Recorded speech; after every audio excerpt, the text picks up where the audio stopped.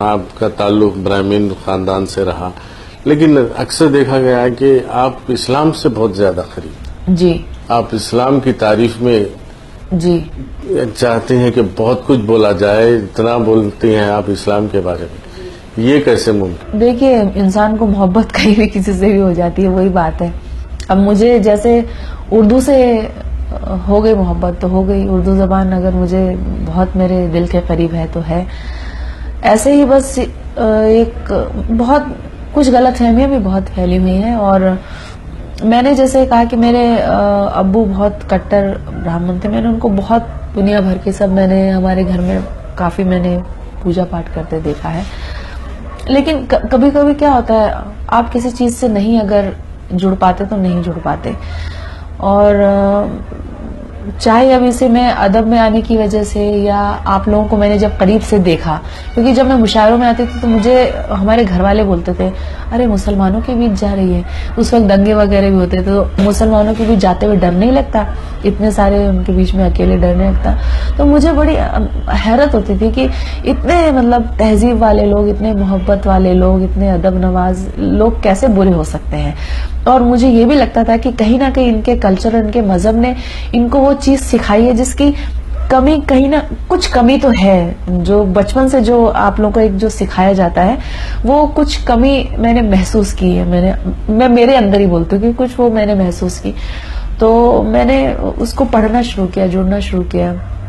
اور میں جب پڑھنا شروع کیا تو وہی بات ہوتی ہے کہ کہیں جا کے روح میں ایک چیز اترتی ہے.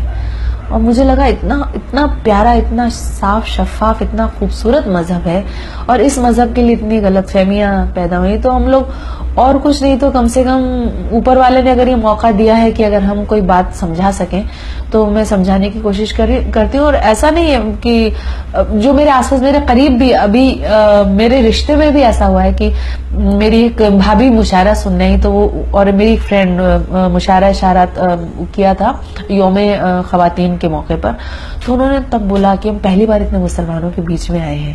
پہلی بار بڑے عجیب سے لگ رہے تھے. تو بعد میں آج وہ لوگ بولتے ہیں کہ دھیرے دھیرے ہاں تھوڑی ہم لوگوں کے ڈر وہ دور ہوتا جا رہا ہے اور وہ غلط فہمیاں دور ہوتی جا رہی ہے. ان لوگوں نے خود نے بولا کہ آپ کے پاس اگر کوئی کتاب ہو تو ہمیں دو پڑھنے کے لیے. تو ہم اور کچھ نہیں کر سکتے، پوری دنیا میں تو ہم صفائی نہیں کر سکتے ہیں اگر گندگی پھیلی ہو تو، لیکن ہم اپنے آس پاس کے ماحول کو ضرور سدھار سکتے ہیں. تو میری کوشش ہے کہ اگر اس کے بارے میں کچھ غلط فہمی ہے تو میں دور کر سکوں. اور یقیناً اسلام بہت ہی اچھا مذہب ہے، اور میرا دعویٰ بھی ہے کہ جو اس کو سمجھنے کی، پڑھنے کی کوشش کرتا ہے وہ متاثر ہوئے بغیر نہیں رہ سکتا. اسلام سے متعلق کچھ شعر ہو جائے.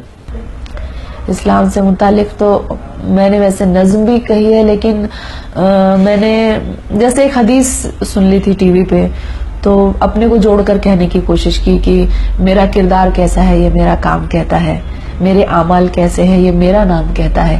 بڑے گھر میں ہی رہنے سے بڑا ہوتا نہیں کوئی، ہے جس کا دل بڑا وہ ہے بڑا اسلام کہتا ہے.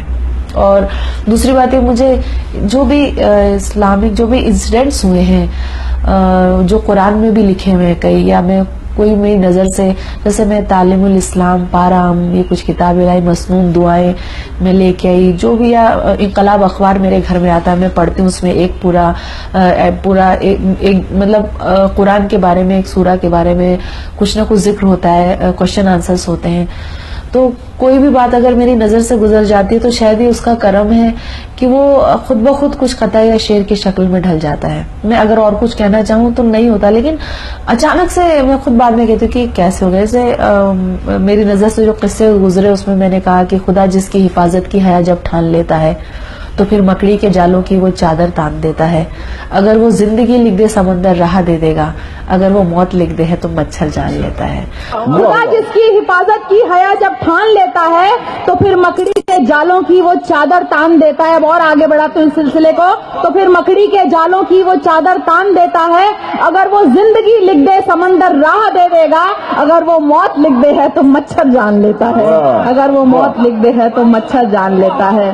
اور ان سب پہ یقین کرنے کو جی چاہتا ہے. مطلب مجھے کبھی بھی نہیں لگا کہ یہ سب جو ذکر ہوا ہے، چاہے وہ نمرود کا ہو، چاہے شداد کا ہو، چاہے فرعون کا ہو، یہ واقعی ہوئے ہوں گے، اور یہ سب اصل بالکل घटनाएं हैं, वो दिल चाहता है उन पे यकीन करने को, यकीन करता है. अभी तक भी है हिंदुस्तान में उर्दू के दीवाने, यहाँ ईमान वालों में हया है अब तलक बाकी.